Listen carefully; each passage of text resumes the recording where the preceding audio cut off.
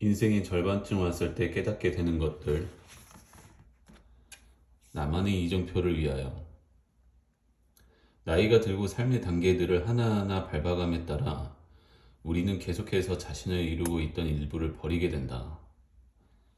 가방을 푼 뒤 더 이상 필요 없는 것들을 버리고 새롭게 체증하는 것들을 챙기는 것이다. 린다처럼 자신의 위기를 냉정하게 바라보고 스스로 시험을 받아들일 용기가 있다면 더 큰 생명력과 만족감을 맛볼 수 있다. 하지만 두려움 때문에 혹은 버리기 아까워서 가방을 전에 꾸려놓은 그대로 놓아두는 사람들은 거짓 안정만을 얻을 뿐이다. 안타까운 것은 가방을 다시 꾸리는 데 필요한 지식과 기술을 찾기 어렵다는 것이다. 가방을 풀어헤칠 자아인식과 무엇을 버리고 무엇을 챙겨야 하는지 구별하기 위한 훈련은 오직 자기만의 시행착오를 통해서만 가능하다. 이처럼 공인된 기술도 없고 이정표도 없는 상태에서 우리가 어느 정도의 짐을 지고 가야 할지 어떻게 알 수 있을까?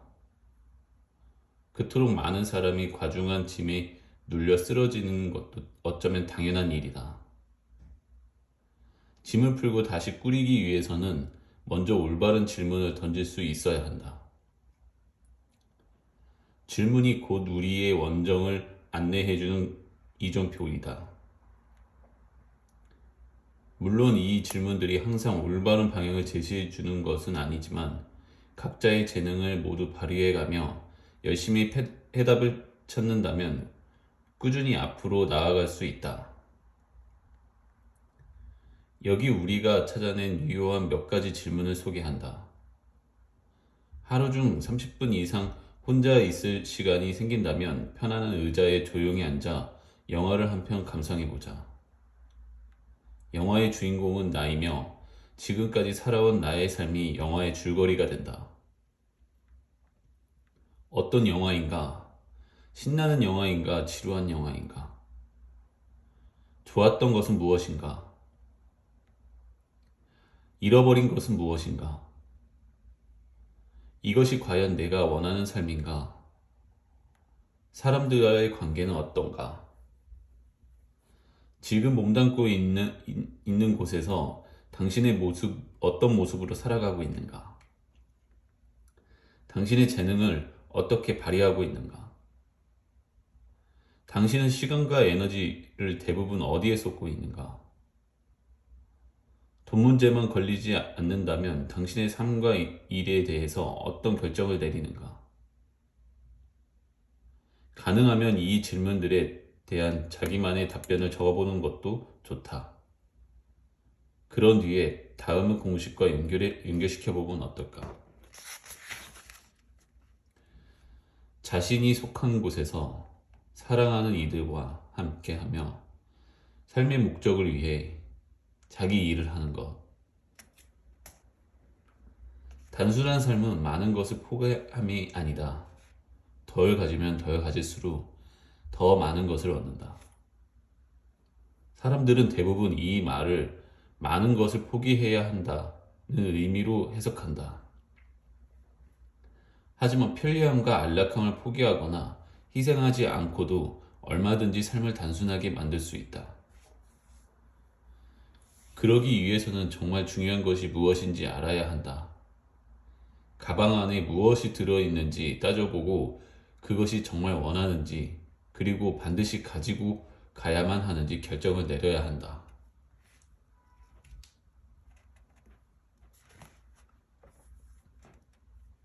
인생에는 중요한 것이 많다.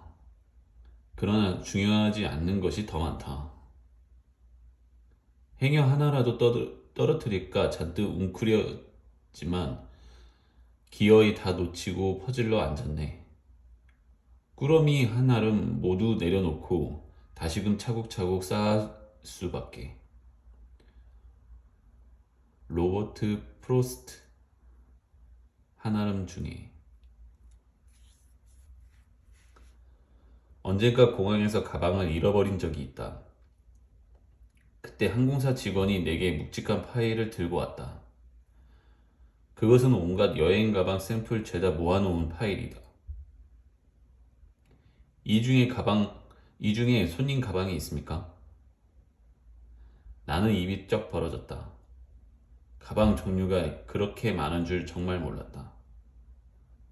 파일을 훑어가는 동안 나는 어떤 사람이 어떤 종류의 가방을 들고 다니는지 궁금해지기 시작했다. 서류 가방, 원통형 배낭, 보통 배낭, 하루 저녁 여행을 위한 가방, 바퀴 달린 가방, 캐리어가 붙어서 나오는 가방, 캐리어가 탈철식으로 되어 있는 가방. 가방의 재질만 해도 비닐, 나일론, 가죽, 알루미늄, 도금한 강철, 말가죽, 악어가죽, 도마뱀 가죽, 뱀가죽 등이 이루어 다 헤아릴 수 없을 정도였다. 크기와 색깔까지 본다면 아마 가방 종류는 지구 인구보다 더 많고 다양할 것이다. 그렇다. 세상에는 모든 가방이 다 있다. 당신이 무엇을 원하고 어디를 어떻게 가든 각각의 용도에 따라 특별한 가방이 준비되어 있다. 이제 여행을 위해 가방을 고른다면 일주일 밤낮을 써도 모자랄 지경이다. 사람들은 대부분 정말 꼼꼼하고 신중하게 가방을 고른다. 인생이라는 여행도 마찬가지다. 단지 선택의 중요성이 훨씬 더 클 뿐이다. 그러나 불행히도 사람들은 가방을 너무 일찍, 너무 쉽게 선택한다. 학교를 졸업하면 손때 묻은 책가방을 집어던지고 반짝반짝 빛나는 최신형 서류 가방을 산다. 왜? 그저 둘러보니까 눈에 띄어서? 그리고 지금 당장 필요하다니까 집어들 뿐이다. 사람들은 이렇게 집어든 가방을 평생 들고 다니다. 그것이 애초에 맞지 않은 가방이거나 이미 오래전의 용도에 맞지 않게 되었는데도. 지금 당신이 들고 있는 가방을 가만히 살펴보라. 그 가방이 아직도 적당한가? 귀퉁이가 좀 닳지 않았는가? 결국 우리는 이렇게 물어야 한다. 지금 들고 있는 가방이 앞으로 남은 인생 여정에도 꼭 맞는 것인가? 더 담을수록 행복한가? 하다. 여행지에 도착해서 가방을 풀어보면 간단한 사실 하나를 발견하게 된다. 왜 이렇게 많이 가져왔을까? 처음 가방을 짊어지고 출발할 때는 그 사실을 전혀 깨닫지 못한 것이다. 18세 때 히치하이킹으로 캐나다를 횡단한 적이 있었다. 배낭여행답게 짐은 최소한으로 줄여야 했다. 하지만 꼭 필요한 물건들만 골라 담아도 배낭은 꽉 차고 말았다. 이를테면 나무피리, 책, 신분증과 수첩을 넣은 녹색 상자, 일기장, 펜, 카메라와 선글라스 넣은 주머니, 그리고 무엇보다도 여자친구에게서 받은 편지 뭉치 등이었는데 배낭에는 도무지 비집고 들어갈 틈이 없었다. 궁여지책으로 나머지 짐들은 별도의 작은 가방에 넣은 뒤 배낭에 얹어 끈으로 묶었다. 그렇게 돌연변이처럼 이상해진 잡종 배낭을 짊어지자 내 머리보다 높이 솟아올라 마치 뒤에서 흡혈귀가 덮는 꼴이 되었다. 캐나다의 고속도로를 따라 토론토 북쪽 50km쯤 걸어갔을 때 나는 그만 넘어지고 말았다. 뭐 그럴 수도 있지만 문제는 다시 일어설 수가 없었다는 것이다. 배낭을 벨트로 단단히 묶어두었기 때문이었다. 나는 마치 뒤집어진 거북이처럼 허우적대며 벨트와 벌크를 풀어보려고 용을 썼다. 그때 트럭 한 대가 와서 멈췄다. 뒷좌석에 앉은 나이 지긋한 농부가 말했다. 차에 타겠나? 차에는 농부와 그 아들이 타고 있었다. 내가 트럭 뒤에 짐을 실을 수 있도록 배낭과 가방을 시키려고 더듬거리자 두 사람은 웃음을 참지 못하는 눈치였다. 잠시 후 나는 그들이 하느님이 보내주신 천사라는 사실을 알게 되었다. 8km도 못 가 하늘이 컴컴해지더니 엄청난 폭우가 퍼붓기 시작하기 때문이었다.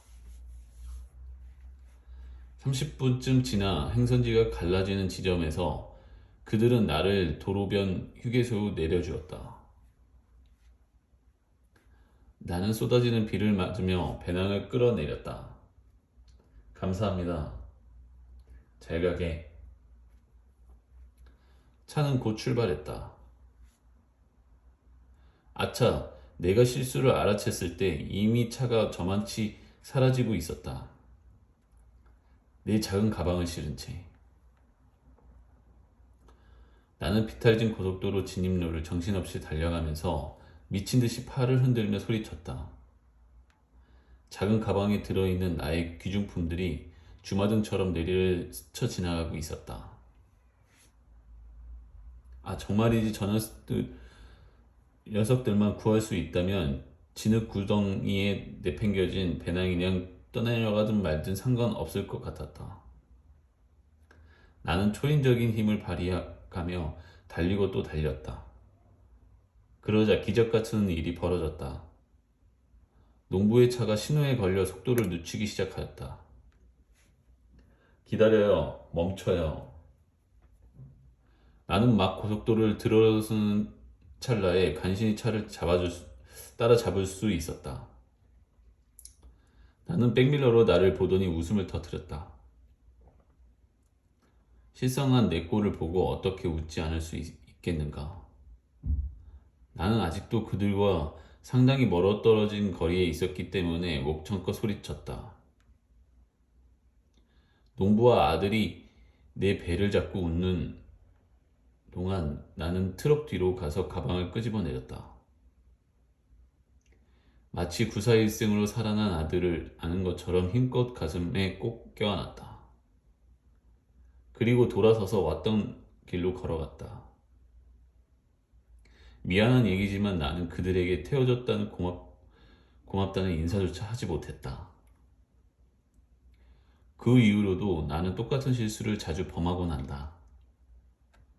매번 너무 많은 짐을 지는 바람에 그 무게에 짓눌려 고행이 되었던 것이다. 짐을 보살피느라 신경이 잔뜩 곤두선 상태에서 어떻게 여행을 제대로 즐길 수 있단 말인가. 짐이 많을수록 가방이 무거울수록 인생의 진짜 보물은 놓치기 십상이다. 오늘 독서가 도움이 되셨다면 구독과 좋아요, 알림 설정 부탁드립니다.